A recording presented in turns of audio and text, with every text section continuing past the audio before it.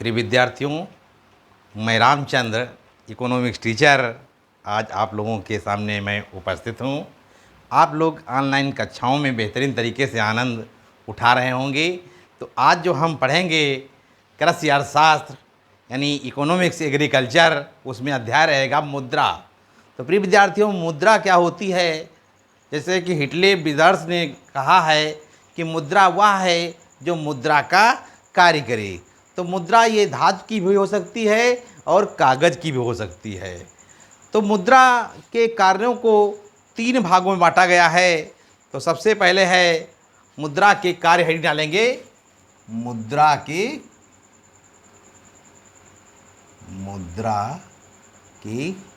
कार्य। मुद्रा के कार्यों को तीन भागों में बांटा गया है। ए, प्राथमिक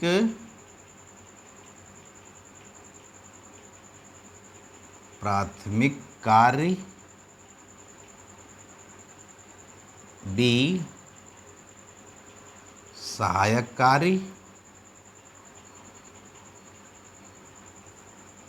कार्य और सी डालेंगे आकस्मिक कार्य।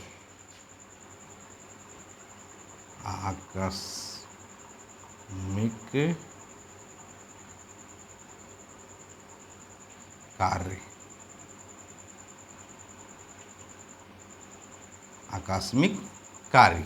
तो मुद्रा के कार्यों को तीन भागों में बांटा गया है, प्राथमिक कार्य और सहायक कार्य और आकस्मिक कार्य। तो हेडिंग डालेंगे सबसे पहले ए, प्राथमिक कार्य।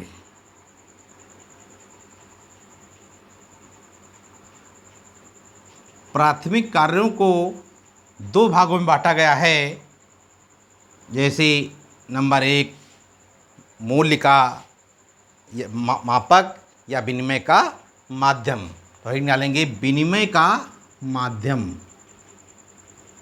विनिमय का माध्यम।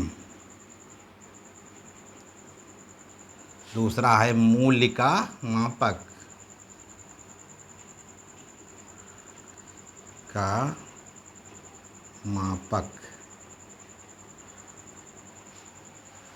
तो मुद्रा जो है विनिमय का माध्यम है। आज वर्तमान समय में जो वस्तुएं और सेवाएं मिलती हैं वो मुद्रा के द्वारा ही मिलती हैं। तो क्या कहा जाए कि मुद्रा जो है विनिमय का माध्यम है। इसके बाद में है, अगला है कि मूल्य का मापक। तो मुद्रा जो है मूल्य का मापक स्वयं है। आज जो है जो वस्तुओं को हम खरीदते हैं तो मुद्रा के रूप में उसका मूल्य व्यक्त करते हैं। जैसे दूध कितने रुपए लीटर, गुड़ कितने रुपए किलो, कपड़े कितने रुपए मीटर। तो मुद्रा जो है मूल्य का मापक स्वयं है। इसके बाद में फिर बी हेडिंग डालेंगे सहायक कार्य। बी हेडिंग डालेंगे सहायक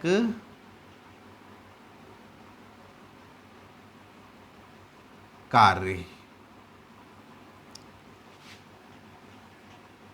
तो मुद्रा के सहायक कार्य कौन से हैं? तो सहायक कार्यों को तीन भागों में बांटा गया है। मुद्रा के सहायक कार्यों को प्रिय विद्यार्थियों तीन भागों में बांटा गया है।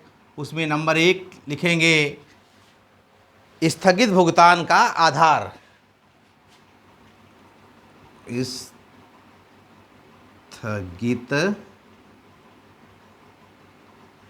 स्थगित भुगतान का आधार। मुद्रा जो है स्थगित भुगतान का आधार है। मुद्रा जो है स्थगित भुगतान का क्या है? आधार है। कहने का मतलब कि आज हम अगर कोई भी वस्तु को हम नहीं खरीदना चाहते तो भविष्य में हम मुद्रा के द्वारा वस्तु को खरीद सकते हैं। इसके बाद में अगला डालेंगे फिर मूल्य का संचय। मूल्य का संचय,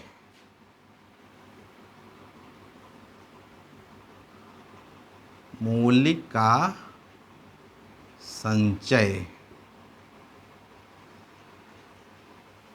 मुद्रा के द्वारा मूल्य का संचय होता है। पहले क्या था, जब मुद्रा नहीं थी, वस्तु विनिमय प्रणाली थी, तो वस्तुएं शीघ्र नष्ट हो जाया करती थी। आज जो है मुद्रा के द्वारा हम भविष्य में वस्तुओं को ले लेंगे, तो इसलिए कहा जाए कि मुद्रा जो है के द्वारा मूल्य का संचय होता है। इसके बाद में अगला है मूल्य का हस्तांतरण। मूल्य का हस्तांतरण।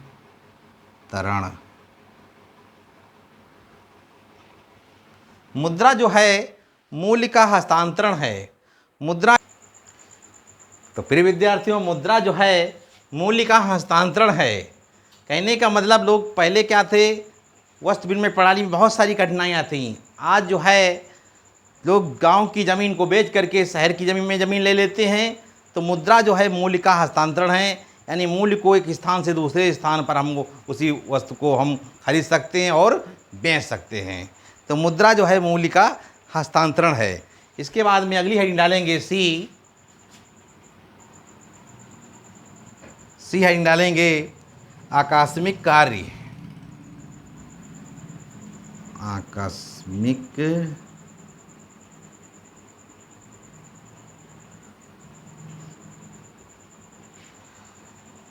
कार्य। आकस्मिक कार्य।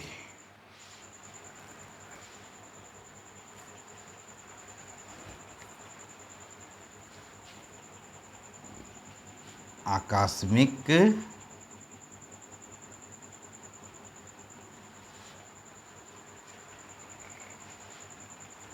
आकस्मिक कार्य। तो मुद्रा जो है आकस्मिक कार्य कौन कौन से करती है, तो उसमें डालेंगे सबसे पहले साख का आधार। साख का आधार। मुद्रा साख का आधार स्वयं है। अगर मुद्रा ना होती तो साख का इतना बड़ा भवन ना बना होता। तो कहा जाए आज जो बैंकों की स्थापना हुई है तो मुद्रा के कारण ही हुई है। अगर मुद्रा ना होती तो साख के भवन का निर्माण होना संभव ना हो पाता, कहा जाए। इसके बाद में अगली डालेंगे सामाजिक आय का वितरण। सामाजिक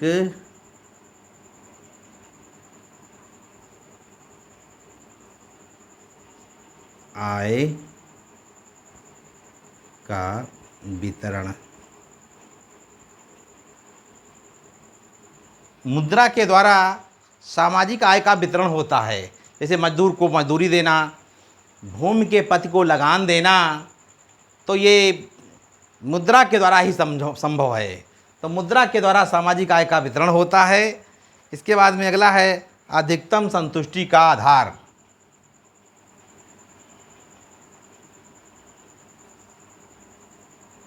अधिकतम संतुष्टि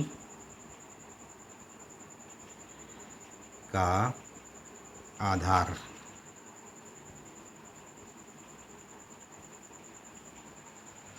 मुद्रा अधिकतम संतुष्टि का आधार है। जिस व्यक्ति के पास जितनी अधिक मुद्रा होती है उसको उतनी ही अधिक संतुष्टि मिलती है। तो प्रिय विद्यार्थियों, हमारी ऑनलाइन कक्षाएं कैसे मिलेंगी, यूट्यूब पर जाइए, अंग्रेजी के कैपिटल अक्षरों में लिखना है रामचंद्र सर इकोनॉमिक्स टीचर करके सर्च करिए और सब्सक्राइब करिए और हमारी ऑनलाइन कक्षाएं मिलने लगेंगी। हमारे चैनल पर कक्षा 11 अर्थशास्त्र, कक्षा 12 अर्थशास्त्र और कृषि अर्थशास्त्र तथा मोटिवेशन की ऑनलाइन कक्षाएं चल रही हैं। आप लोग बेहतरीन तरीके से आनंद उठाइए।